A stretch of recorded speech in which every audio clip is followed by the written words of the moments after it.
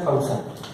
पहला सवाल दिया गया है a का वैल्यू है -1 2 3 और b का वैल्यू जो है वो 1,3 है। तो a क्रॉस b क्या होगा? तो ये कार्टेशियन प्रोडक्ट, कार्तीय गुणन, इसमें लिखेंगे -1 1। एक एलिमेंट पहले प्लेस पर होंगे, 2 1 2 3 3 1 और 3 3। एक एलिमेंट पहले प्लेस पर b के, b क्रॉस a लिखेंगे तो b के एलिमेंट पहले प्लेस पर और एक एलिमेंट दूसरे के प्लेस पर, मतलब ये 1 -1 1 2 1 3 3 -1 3 2 और 3 3। b क्रॉस b करेंगे तो मतलब 1 1 1 3 3 1 और 3 3। a क्रॉस a करेंगे तो ये आएगा -1 -1 -1 2 -1 3 2 -1 2 2 2 3 3 -1 3 2 और 3 3। ये होगा a क्रॉस a। p का वैल्यू दिया गया है x सच दैट x ऐसा है कि x 3 से छोटा है और x जो है वो नेचुरल नंबर को बिलोंग करता है, मतलब x p का वैल्यू जो होगा वो 1 और 2 होगा।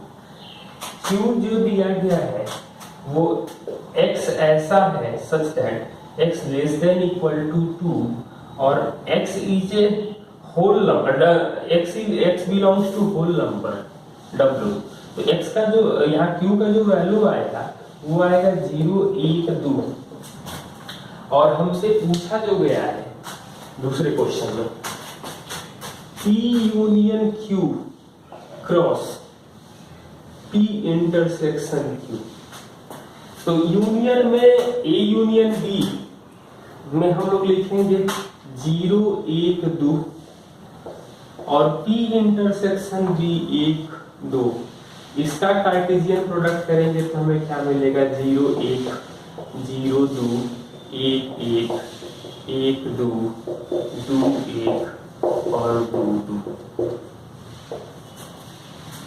3 दिया गया है, 3 में a x लेस देन 2 और होल नंबर है तो इसका वैल्यू आएगा 0 1। b दिया गया है नेचुरल नंबर 1 से 5 के बीच में, मतलब 2 3 4। आपको क्वेश्चन के ऊपर देख लीजिएगा। और c दिया गया है 3 5।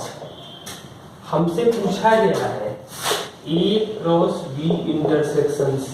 तो b इंटरसेक्शन c में कॉमन क्या है? तो 3 कॉमन है a के साथ, तो ये 0 1 है और ये 3 है। इसका इनटू कार्टेशियन प्रोडक्ट करना है कि 0 3 और 1 3।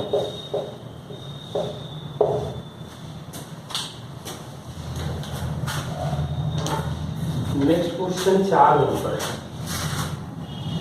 पहला क्वेश्चन दिया गया है चौथा का 2a + b, a - b is equal to 8, 3। तो दो बराबर होंगे तो पहला एलिमेंट पहले प्लेस के बराबर होगा, मतलब 2a + b is equal to 8 और a - b is equal to 3। तो a का वैल्यू जो आएगा 3a is equal to 11, 3a is equal to 11, a का वैल्यू आ जाएगा 11/3। a का मान 11/3 रखेंगे तो b का मान आ जाएगा 2/3। बिल्कुल इसी तरीके से इसका दूसरा वाला पार्ट दिया गया है a/4, a - 2b is equal to 0, 6 + b। 6 + b है तो a/4 इज इक्वल टू 0 और a - 2b is equal to 6 + b। a का वैल्यू तो 0 हो जाएगा, -3b is equal to 6, b का वैल्यू आ जाएगा -2। तो a और b दोनों इस तरीके से हम लोग कैलकुलेट कर सकते हैं। a दिया गया है 1 से लेकर 1 2 3 4 5 और s is equal to x, y। x और y दोनों a में बिलोंग कर रहे हैं, x और y belongs to a। Find the ordered pair satisfying x plus y is equal to 5। तो x plus y is equal to 5, तो 1 4 2 3 3 2 4 1, ये हम लोग सॉल्व कर देख सकते हैं। x का वैल्यू 1 पुट करें और y का उसका करस्पॉन्डिंग वैल्यू मिलना चाहिए, और इसी टाइप से आप लोग x plus y less than 5 और x plus y greater than 8 आप लोग सॉल्व कर सकते हो। यहाँ पर केस मिलेगा कि एक बार सम मतलब 1 1 2 1 1 2 3 के लिए, फिर 4 के लिए 1 3 3 1 2 2, और तो कुछ नहीं होगा।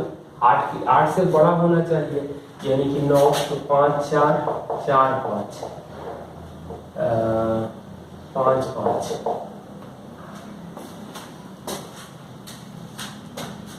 Question number 6, R x, y such that x, y belongs to whole number and x square plus y square is equal to 25. Find the domain and range। तो y का वैल्यू आएगा under root 25 minus x square. y का value मिलेगा 25 minus x square. Domain के लिए condition होता है y is equal to f x. Value of x for which y defined, x के किन मान के लिए y का मान निकाला जा सकता है वही डोमेन है। तो 25 minus x square greater than equal to 0 होना चाहिए। तो 25 greater than equal to x square, मतलब x square less than equal to 25। तो ये कंडीशन एक आप लोग याद कर लेना, x square less than equal to a square. Equal to होगा तो इक्वल टू अप्लाई करेंगे, इक्वल नहीं रहेगा तो एक्स का वैल्यू माइनस ए से प्लस ए के बीच होता है, पहला कंडीशन। दूसरा कंडीशन आप याद करना, x square greater than equal to a square होगा, तो x greater than equal to a and x less than equal to minus a. इसको हम लोग क्वाड्रेटिक इक्वेशन में प्रूफ भी करेंगे, लेकिन अभी आप लोग रिजल्ट याद रखना, एग्जाम में रिजल्ट इम्पोर्टेंट है। तो x का वैल्यू जो आएगा डोमेन -5 से लेकर के 5 के बीच आएगा, लेकिन ये होल नंबर दिया गया है, तो x का वैल्यू जो डोमेन मिलेगा, तो डोमेन जो मिलेगा 0 से 5 मिलेगा, 0 से 5 मिलेगा, क्लोज इंटरवल दोनों इंक्लूड है। रेंज आएगा, x का मिनिमम वैल्यू 0 होगा तो y 5 होगा, तो रेंज जो आएगा वो भी 0 से 5 हो जाएगा। क्वेश्चन नंबर 7,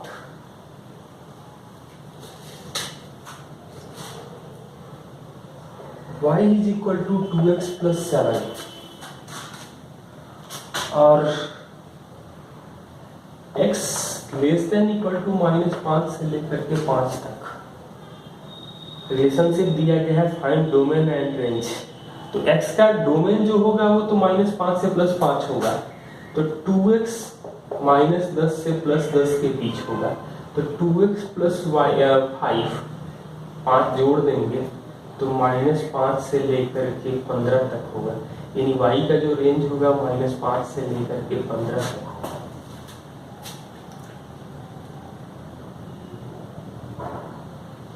तो डोमेन मिलेगा -5 से +5 के बीच में और रेंज ये मिलेगा। क्वेश्चन नंबर 8,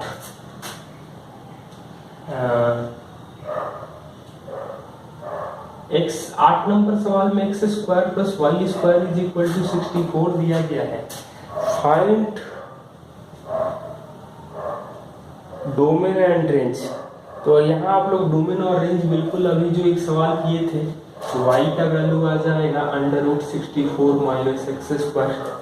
यहाँ से हम लोग सॉल्व कर सकते हैं और एक्स वाई इंटीजर दे रखा है, तो इंटीजर में प्लस माइनस हो निगेटिव में हो सकता है।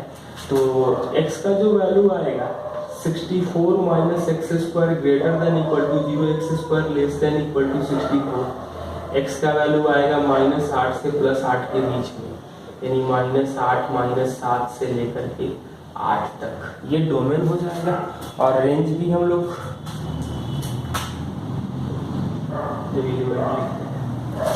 और रेंज भी माइनस रेंज का वैल्यू जो होगा वो 0 से 8 के बीच में हो जाएगा।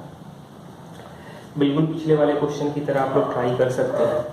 Question number 9, R3 is equal to x ऐसा है, y मॉड x है। तो मॉड x का जो डोमेन होता है वो फॉर इसका डोमेन जो होगा ऑल रियल नंबर, निगेटिव का भी डोमेन मॉड डिफाइंड है, और इसका जो रेंज होगा मॉड वैल्यू हमेशा पॉजिटिव मिलती है। Is reason given is function h is equal to 4 6 3 9 -11 6 और 3 11। ये फंक्शन नहीं होगा। क्यों नहीं होगा? 3 के लिए 9 और 3 के लिए 11, दो एक ही इनपुट के लिए दो आउटपुट पॉसिबल नहीं है। एक ही इनपुट के लिए डोमेन 3 है और रेंज एक चेंज हो जा रहा है, तो ऐसा पॉसिबल नहीं है। इस केस में हम लोग फंक्शन नहीं कर सकते। बाकी क्वेश्चन आप लोग इसका क्वेश्चन ट्राई कर सकते हैं। Question number 11 fx is equal to x square plus 7 है और gx is equal to 3x plus 5 है।